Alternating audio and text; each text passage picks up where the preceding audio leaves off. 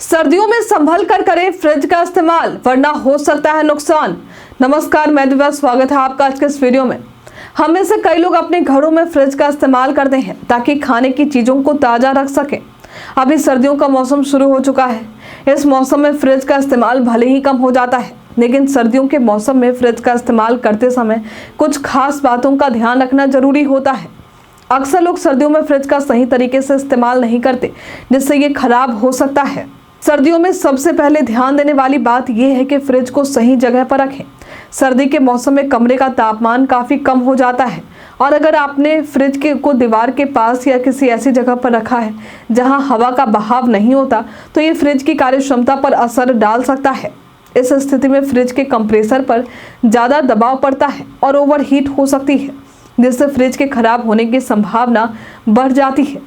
इसलिए हमेशा फ्रिज को ऐसी जगह रखें जहां हवा का प्रवाह अच्छा हो और दीवार से कुछ दूरी पर हो। सर्दियों में फ्रिज को हीटर, अंगीठी या किसी ऐसी गर्म चीज के पास नहीं रखना चाहिए जो तापमान बढ़ाती हो, जैसे किसी हीटर के पास रखना।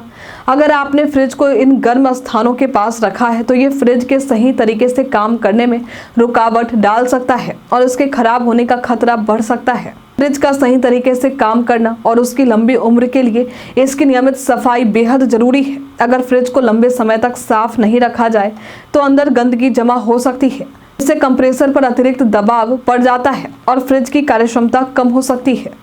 इसलिए फ्रिज को समय समय पर साफ करते रहें ताकि इसके अंदर किसी तरह की गंदगी या बर्फ जमा ना हो और ये सही तरीके से काम करता रहे।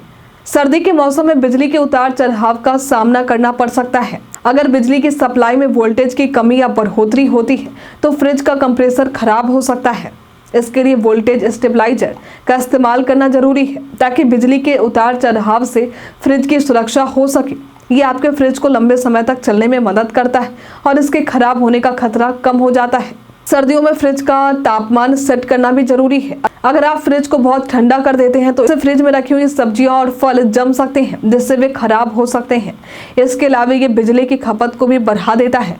दूसरी तरफ अगर आप तापमान बहुत ज़्यादा बढ़ा देते हैं तो फ्रिज में रखा खाना जल्द खराब हो सकता है, खासकर डेयरी और मांसाहारी उत्पादों के मामले में।